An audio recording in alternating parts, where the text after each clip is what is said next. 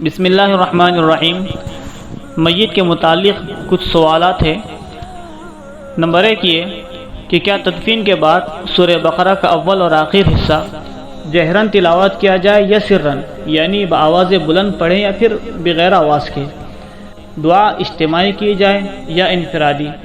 ایسے ہی قبر پر ہاتھ اٹھا کر دعا کی جائے یا بغیر ہاتھ اٹھائے کے؟ اس کے جوابات سماعت فرمائیے کہ میت کو قبر میں دفن کرنے کے بعد اس کے سرہانے سورہ بقرہ کی ابتدائی آیات اور پائنٹی کی جانب سورہ بقرہ کی آخری آیات پڑھنا مسنون ہے۔ یہ آیات جہراً اور سرراً دونوں طرح سے پڑھ سکتے ہیں، چاہے تو آپ آواز سے پڑھیں یا پھر بغیر آواز کے۔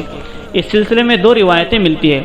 نمبر 1 معجم کبیر میں ہے کہ حضرت لجلاج رضی اللہ عنہ نے اپنے بیٹے عبد الرحمن بن علا رحمۃ اللہ علیہ کو وصیت کی تھی کہ جب میرا انتقال ہو جائے اور میرے لیے قبر تیار کر دو تو مجھے قبر میں ڈالتے وقت بسم اللہ وعلی ملت رسول اللہ پڑھو، میری قبر پر مٹی ڈالو اور پھر میرے سرہانے سورہ بقرہ کی ابتدائی اور اختتامی آیتیں پڑھو، کیونکہ میں نے رسول اللہ صلی اللہ علیہ وسلم کو یہ کہتے ہوئے سنا ہے۔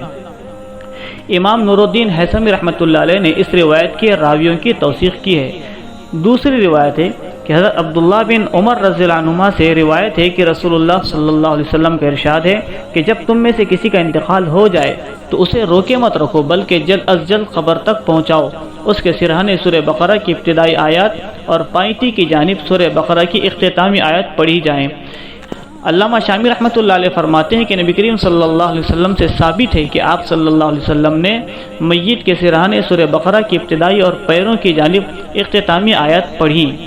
فتاوی ہندیہ میں ہے کہ اگر قبر کے پاس قرآن کریم پڑھنے سے میت کو اس آواز سے مانوس کرنا مقصود ہے تو اس طرح کرنا جائز ہے۔ اس سے معلوم ہوا کہ قبر کے پاس جہراً تلاوت کرنا یعنی بآواز بلند تلاوت کرنا جائز ہے۔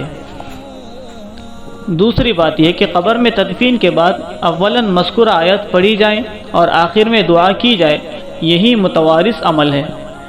تیسری بات یہ کہ میت کو دفن کرنے کے بعد قبلہ رخ ہو کر ہاتھ اٹھا کر دعا کرنا نبی کریم صلی اللہ علیہ وسلم سے ثابت ہے، لہٰذا نبی کریم صلی اللہ علیہ وسلم کی پیروی کرتے ہوئے قبلے کی طرف رخ کر کے ہاتھ اٹھا کر دعا کرنا جائز ہے۔ لیکن اگر قبر کی طرف رخ کر کے دعا مانگنے میں صاحب قبر سے مانگنے کا شبہ ہو سکتا ہے، اس لیے بہتر ہے کہ قبر پر جا کر دعا کرنی ہو تو ہاتھ اٹھائے بغیر ہی دعا کر لے، اور اگر ہاتھ اٹھا کر دعا کرنی ہی ہو تو قبلے کی طرف رخ کر کے ہاتھ اٹھا کر دعا کر لی جائے تاکہ قبر یا صاحب قبر سے مانگنے کا شبہ نہ ہو۔